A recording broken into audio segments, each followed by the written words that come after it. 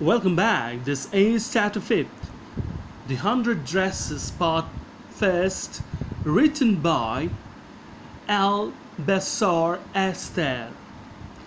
And now I'm going to explain page number 67 to you. So here we go. Maddie was poor herself. She usually wore somebody's hand-me-down clothes. Thank goodness she didn't live up on Boggin's Hide or have a funny name. So far as Maddie is concerned, she never enjoyed the bullies, she never enjoyed the scoffing of Wanda Petronsky. Since she herself was a poor girl, she belonged to a poor family herself. She usually wore the second-hand clothes, that is, someone's used clothes. But two things that went in favor of her, those were that she didn't live in the Boggin's Hide in the first case, and the second was that she didn't have a funny name. So these two things saved her from the scoffing, from the jeering of other girls. Sometimes, when Peggy was asking one of those questions in that mocking, polite voice, Maddie felt embarrassed and studied the marbles in the palm of her hand, rolling them around and saying nothing herself. So here, whenever Wanda was taunted, she was teased by Peggy in that mockingly embarrassing, polite voice. Maddie felt embarrassed. She felt quite uneasy. She felt quite embarrassed. She felt quite bad. And when she felt in that way, she just looked at her hand, the marble that were there in her palms, and she would roll them round and round and study them and examine them, their color, their movement and all. And that way she would control herself, her emotions, and she would not participate in any kind of scoffing of that girl. And that way she would control herself and she would not take part in that. Not that she felt sorry for Wanda, exactly. She would never have paid any attention to Wanda if Peggy hadn't invented the dresses game. It was not that she was sorry, she felt bad for her. In fact, she would never have cared of her. She would never have noticed her. She would never have paid any attention to her if only Peggy had not invented that dresses game.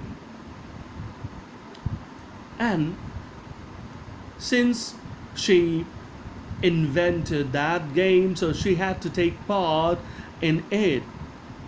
She was compelled. But suppose Peggy and all the others started in on her next, and she was scared if she did not participate in that game, dresses games. Then in that case she feared that she would become their next target. She wasn't as poor as Wanda, perhaps, but she was poor. And what is said about her, she was, though not as poor as Wanda, but yes, she was poor indeed. Of course, she would have more sense than to say she had 100 dresses, and of course, if she was taunted in that manner, she had more senses not to say she had 100 dresses with her. Still, she would not like for them to begin on her. She wished Peggy would stop teasing Wanda Petronsky, and because she would not want those girls to find a new target in her, so she would take part in their games, and at the same time she wished, she desired, she craved that Peggy stop teasing Wanda Petronsky. Today, even though they had been late to school, Maddie was glad she had not had to make fun of Wanda. The other day, though they reached school late, they were late to school, Maddie in particular was glad, she was happy, she was pleased that she had not to ask any question to Wanda Petronsky, that she escaped asking those embarrassing questions to Wanda. She worked her arithmetic problems absent-mindedly, and now in class worked. She was now solving the arithmetic problem, but her mind was involved in some other issue. Her mind was engrossed in some other thoughts. 8 times 8, let's see. And it was so easy, 8 times 8, and she says, let's see. That suggests, that shows that she was absent-minded. She wished she had the nerve to write Peggy a note because she knew she never would have the courage to speak right out to Peggy to say, hey Peg, let's stop asking Wanda how many dresses she has. She just wished, she just desired that she had that courage to write Peggy a note, because she knew that she could never ask Peggy directly. She could never speak out to Peggy and say her, stop teasing her, stop asking her how many dresses she had.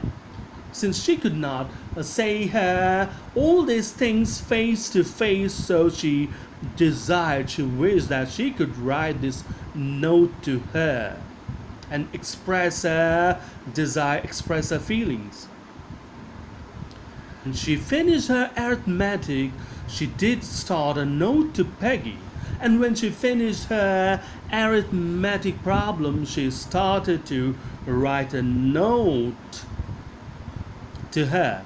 Suddenly she paused and shuddered, and as she was going about writing that note, suddenly she paused, she stopped writing, and she shuddered, she got a shake, her body shivered.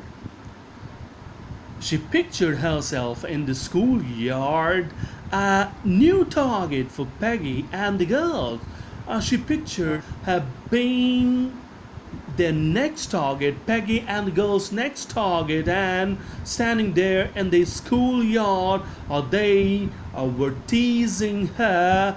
She visualized this thing before her, and so she stopped writing and she got shivers. Peggy might ask her where she got the dress that she had on, and Maddie would have to say it was one of Peggy's old ones that Maddie's mother had tried to disguise with new trimmings so no one in room 13 would recognize it. So she imagined that Peggy might try to embarrass her by asking some of the disturbing questions in front of all the girls, and she might ask where she got that dress that she wore that day, and that would be quite disturbing for her to answer in front of everyone that that was Peggy's, that was her old dress, used dress that was given to her, and that her mother tried to deceive by using the edging or the border so that others in room number 13 could not know, could not recognize it, that it was Peggy's old dress, and save her from embarrassment. So this is all for now. Thank you.